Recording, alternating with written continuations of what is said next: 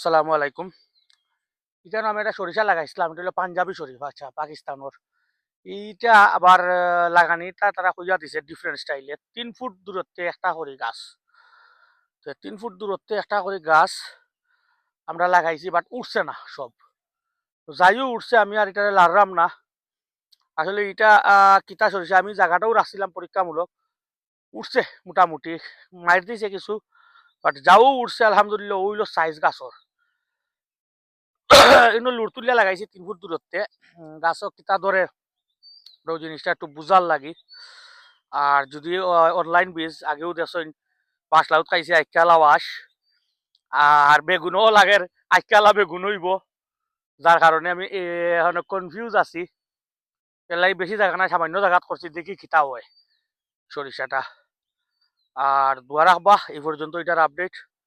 আল্লাহ হাফিজ।